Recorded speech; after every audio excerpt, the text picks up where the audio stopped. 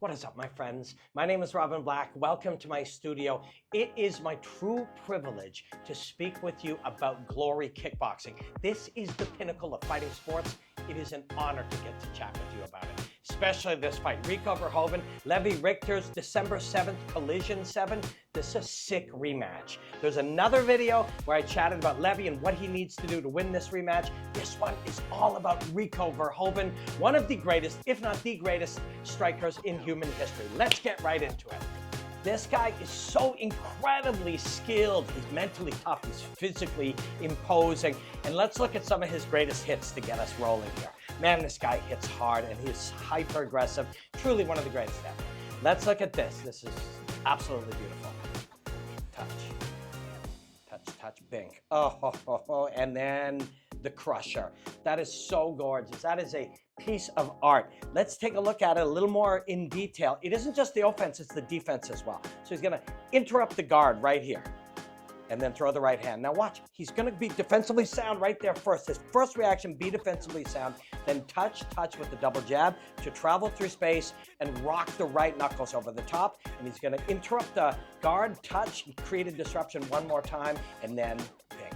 That is Rico to a T. Just advanced fundamentals for the win. One more look at it. Just actually touches the sternum in there. And then jacks the jaw. That is the coup contra coup injury. The brain touches both sides of the skull, suspended in fluid. And that is why the man was unconscious. Yes, let's keep it rolling.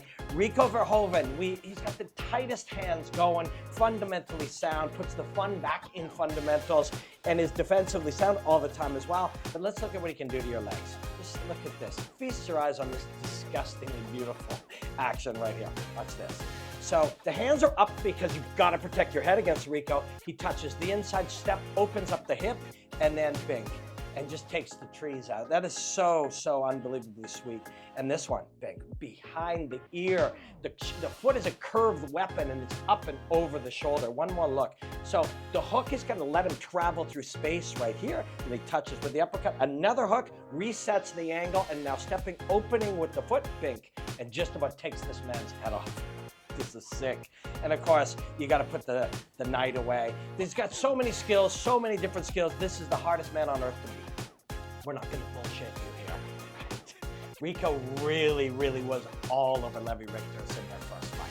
And this is a rematch. We're not going to lie about it, but what we are going to do is go back and examine. Fights are all independent experiences. You know, past results does not indicate future outcomes. That is a fact. This is kickboxing. This is Glory Kickboxing.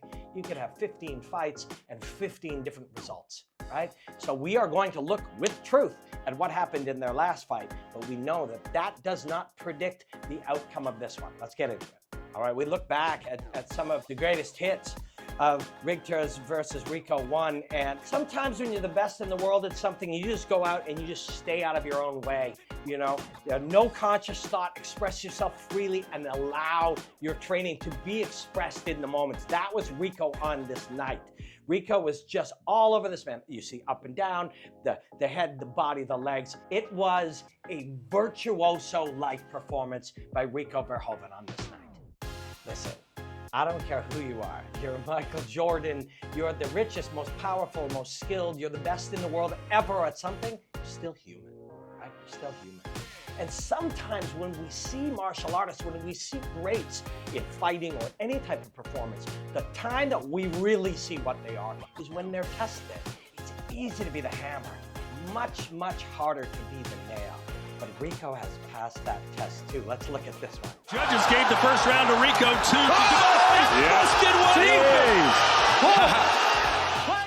2. You know, like I said, sometimes you're the hammer and sometimes you're the nail. And it's easy when you're out front, when you're wearing somebody down, when you're taking their body apart, when you're mentally disassembling them. But when you're cut wide open, you've been dropped, that's when we see who you really are. And we saw in this night who Rico really was. And Levi Rigters wants to put it on Rico like this. He wants to bust him up. But Rico has, in the past, proven that he can come back, he can soar back, he can take over the fight again, even when he's been down, even when he's been compromised, and come back and win fights. And that's a scary thing.